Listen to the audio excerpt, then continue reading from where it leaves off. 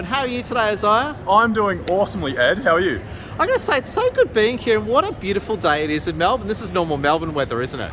Yeah, it's very emotional weather. That's how I like to put it. It can be very sunny and then rainy. So, Oh, it's a pleasure. Look, great having you with us. Now, you're an accountability and fitness coach. Can you tell us a bit about that?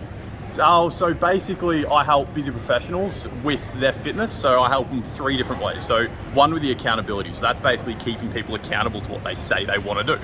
So a lot of the times people get really, into it at the start and then they fall off later on down the line. So that's where the accountability comes in. I've kicked people's asses basically. And then second is going to be the mindset side, so you can keep the result. And then third is obviously the strategy. So that's the fitness and nutrition and all that type of stuff. So Now, right now, I'm extremely nervous because, as we just had a great chat over breakfast, wonderful pile behind you, right? Yeah.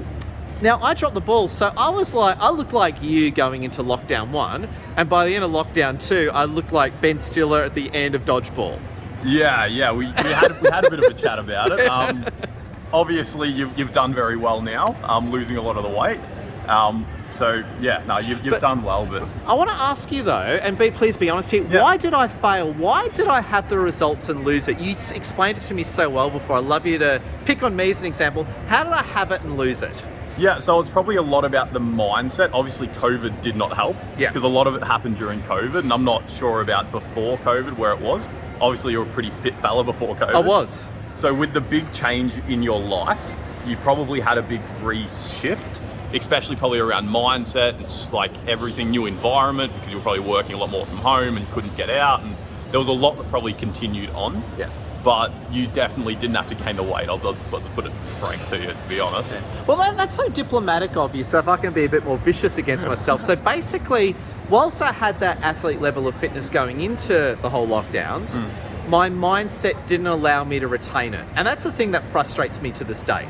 Yeah, basically, because I know I've done something similar in the past. So I used to be like a national level javelin thrower. I'm not sure if you knew that about me. I could see, no I didn't, but Yeah. I could so see that. So what I did is I overtrained myself and I broke my back.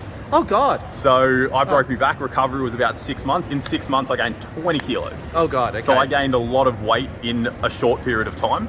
And mainly that was from bad habits, because I used to train twice a day and I used to eat whatever.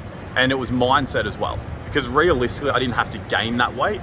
It was more the habitual and the mindset changes. So with my eating, I was very inconsistent. But if I was more consistent with eating, then it would have been better. Because you're never going to be fully consistent with anything. That's just life. Yeah. So the way I like to look at it is kind of an accountability kind of line. So we got, the consistency line. So we got one line here. And when we start our fitness journey, we go very up and down, big spirals in between. But as we're more consistent, we keep going, it gets closer to that line. You're never going to be on that line, but the closer we can be, the better it's going to be, if that kind of makes sense, Ed. Oh, brilliant. So well said. As I'm going to say, I love your thoughts. And I was just going to say, if people need help with accountability and fitness, they can, of course, reach out to you via LinkedIn. Yeah, of course. Just Isaiah Abraham's on LinkedIn, and also send me a Facebook request, and yeah, just send me a message. I'm always here to help. Isaiah, we appreciate you. Thank you for your time. That's right. Thanks, Ed.